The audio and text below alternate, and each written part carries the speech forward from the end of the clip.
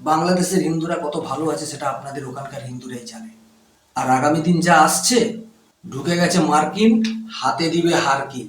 নমস্কার বঙ্গবাসী, welcome to চিত্র বিচিত্র। গত বছর বাংলাদেশে যে ছাত্র আন্দোলন হয়েছিল, মনে আছে তো? আপনারা অনেকেই দেখেছেন।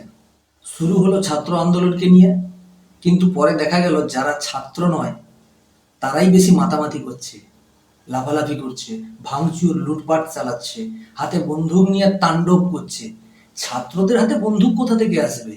তো এখানে বিষয়টি একদম পরিষ্কার যে ওরা ছাত্র নয়, ওরা বরং সন্ত্রাসবাদী কোনো সংগঠন থেকে এসে এই উৎপাত চালাচ্ছিল। সেই সময় একাধিক ভিডিও ভাইরাল হয়েছিল, যেখানে হিন্দুদের ঘরবাড়ি, দোকানপাট ভাঙচুর লুটপাট করা হয়েছে, একাধিক মন্দির ভাঙচুর করা হয়েছিল, বিভিন্ন দেবদেবীর মূর্তি ভেঙে দেওয়া হয়েছিল, মহিলাদের ইজ্জত নিয়ে টানাটানি হয়েছিল, অনেককে আবার ধর্ষণ ফর্ষণও করা হয়েছিল। এরকম অভিযোগ আমরা দেখতে পাচ্ছিলাম সোশ্যাল মিডিয়াতে। তো আপনারাও অনেকে দেখেছেন সেই সময়।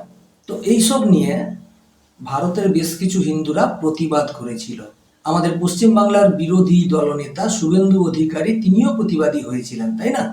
আর এতদিন পরে ওখানকার এক চটি পিসির একটা বক্তব্য আমি কালকে দেখলাম। মানে উনি যেভাবে বলছেন সেটা আপনাদের সামনে তুলে ধরছি আমি, আপনারা একটু দেখুন। ভারতের ওই কুকুর ঘেউ ঘেউ করে শুভেন্দুকে নিমন্ত্রণ জানাচ্ছি যে আপনি এসে দেখে যান বাংলাদেশের হিন্দুরা কত ভালো আছে। শুভেন্দু বারবার বলে বাংলাদেশের হিন্দুরা নাকি শান্তিতে নেই। শান্তিতে না থাকলে আমরা সাড়ম্বরে দুর্গোৎসব পালন করলাম কিভাবে? তরুণের কথাই বলি, তরুণ যেই দাতা দিল আমাদের পূজা 33,000 হয়েছে, তাহলে কিভাবে হলো? এই রমনা কালী মন্দির থেকে ভারতের ওই কুকুর ঘেউ ঘেউ করে শুভেন্দুকে নিমন্ত্রণ জানাচ্ছি যে আপনি এসে দেখে যান বাংলাদেশের হিন্দুরা কত ভালো আছে। শুনলেন তো? আসলে ভারতবর্ষ ছাড়া কোনো দেশের সংখ্যালঘুরা মোটেও ভালো নেই।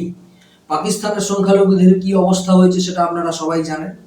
বাংলাদেশের সংখ্যালঘু হিন্দুদের উপরে যে ধরনের অত্যাচারের ঘটনা ইতিপূর্বে হয়েছে বা ঘটে চলেছে সেটাও আপনারা লক্ষ্য করেছেন। তাই কেষ্টদার মতো দুয়ারে উন্নয়ন দাঁড়িয়ে আছে, ওই সমস্ত বাতেলা ওগুলো আওড়াবেন না। হাস্যকর লাগে, হাস্যকর লাগে। আসলে পিসিমণি একটা কথা বলি শুনুন, আমরা হলাম দুটো পাড়া, আপনারা পূর্ব পাড়া, আমরা পশ্চিম পাড়া। তো আপনাদের পাড়ায় যখন কোনো কুকুর ঘেউ ঘেউ করবে, আমাদের এখান থেকেও অনেক কুকুর ঘেউ ঘেউ করে। এটা তো কুকুরের নিয়ম, স্বাভাবিক প্রবৃত্তি। তো আপনাদের পাড়ায় ওখানে যখন কাই কাই কাই কাই করছিলেন, তখন আমাদের এদিক থেকেও ঘেউ ঘেউ ঘেউ ঘেউ আমরা করেছিলাম। আরে মশাই, এতদিন আপনি ছিলেন কোথায়? হ্যাঁ, আজকে মাইক হাতে স্টাইল মারছেন, পাশে জাহাঙ্গীর আলম চৌধুরীকে নিয়ে বড় বড় বাতেলা মারছেন, সম্প্রীতি দেখাচ্ছেন না?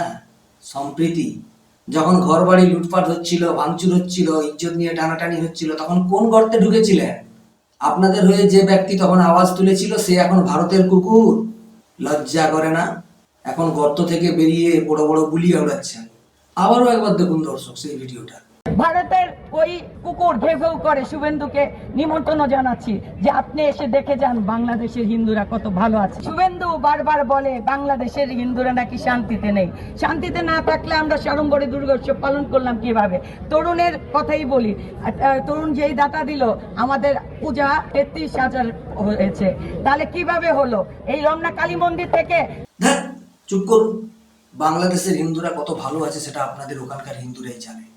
আর আগামী দিন যা আসছে, ঢুকে গেছে মার্কিন, হাতে দিবে হারকিন। কেন বললাম? আমার আগের ভিডিওটা দেখে নেবেন, তাহলে সব ক্লিয়ার হয়ে যাবে। যাই হোক, মতামত জানাবেন কমেন্ট বক্সে। আর এই ধরনের আপডেট পেতে চ্যানেলটি অবশ্যই সাবস্ক্রাইব করে নেবেন।